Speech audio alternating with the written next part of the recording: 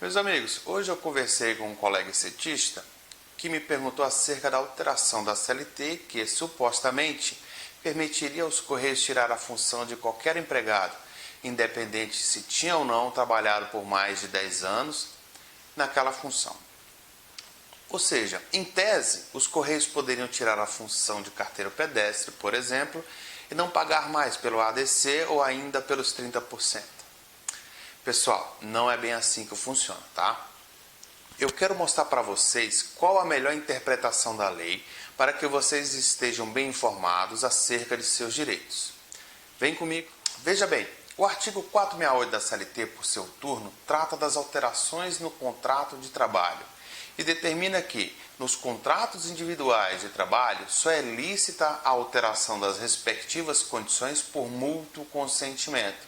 E ainda assim, desde que não resultem direta ou indiretamente, prejuízo ao empregado, sob pena de nulidade da cláusula infringente dessa garantia. Ora, o ADCT é o adicional e o adicional de 30% foi inserido no contrato de trabalho pelo governo Lula e por isso não podem ser alteradas unilateralmente pelos Correios. Ocorre que as alterações inseridas na CLT pelo governo Temer supostamente autorizam a alteração do contrato de trabalho. Disse supostamente porque estão sendo mal interpretadas, meus amigos. Mas antes eu devo te dizer como interpretamos a lei. O artigo 462 da CLT reza que não se considera alteração unilateral a determinação do empregador para que o respectivo empregado reverta ao cargo efetivo anteriormente ocupado, deixando o exercício da função de confiança. Essa redação foi dada pela Lei 13.467 de 2017. Já o parágrafo 2º nos alerta que a alteração que trata o parágrafo 1º deste artigo, com o seguinte motivo, não assegura o empregado o direito à manutenção do pagamento da gratificação correspondente, que não será incorporada, independente do termo de exercício da respectiva função. Como você já percebeu, a lei fala de função de confiança. Assim, para entendermos o alcance da lei, precisamos saber, afinal de contas, o que é função de confiança. Esse tema exigiria um tempo muito maior de estudos, mas em linhas gerais, podemos afirmar que a confiança preconizada na lei é aquela depositada no empregado que exerce por delegação algum poder típico do empregador. Mas então você vai perguntar, ora, qual é o principal poder do empregador? E eu te digo, é o de gerir a empresa com autonomia, bem como o poder de disciplinar os seus empregados. Dessa forma, aquele empregado que tiver como função a gestão da empresa, do setor ou filial, e com total autonomia, é de fato o empregado que exerce uma função de confiança.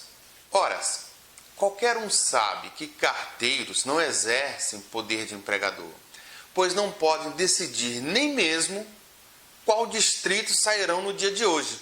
Por exemplo, ainda não podem sequer determinar o próprio horário de almoço e nem muito menos aplicar punições a quem quer que seja, quem quer que viole, por exemplo, as regras do mandis. Portanto, meus amigos, um carteiro, um OTT, um agente interno ou qualquer empregado de piso que não tenha o poder de direção e nem muito menos de comando, não pode ser considerado como empregado de confiança à luz da legislação vigente, não é mesmo?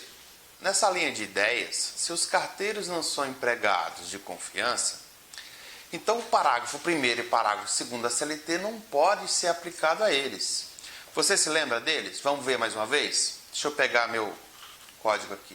Artigo 468. Nos contratos individuais de trabalho, só é lícita a alteração das respectivas condições por mútuo consentimento. E ainda assim, desde que não resultem direta ou indiretamente, prejuízos ao empregado, sob pena de nulidade da cláusula infringente desta garantia. Veja só o que diz o parágrafo 1º. Não se considera alteração unilateral a determinação do empregador para que o respectivo empregado reverta o cargo efetivo anteriormente ocupado, deixando o exercício de função de confiança.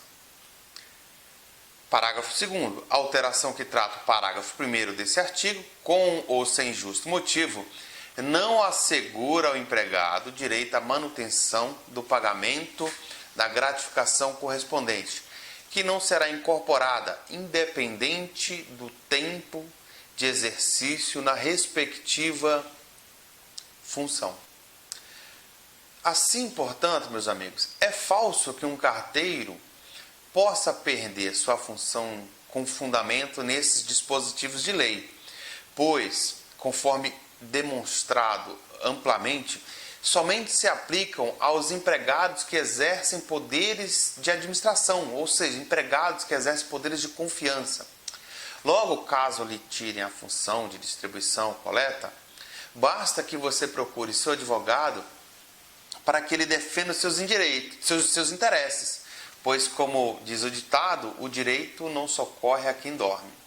Por fim, eu quero chamar a sua atenção para o fato de que, apesar de tudo que foi dito, existem formas legais de evitar que os diretores, gerentes ou até mesmo SOs percam as suas funções exercidas há mais de 10 anos, razão pela qual, ainda que seja funcionário de confiança, é possível que a lei alterada e implementada pelo governo Temer não aplique a esses colegas. E nesse caso, a defesa encontra-se na Constituição e no direito civil, além das súmulas dos tribunais superiores do trabalho. Entretanto, este é um assunto para uma outra conversa, de um novo vídeo que em breve eu disponibilizarei para vocês. Abraços e até semana que vem.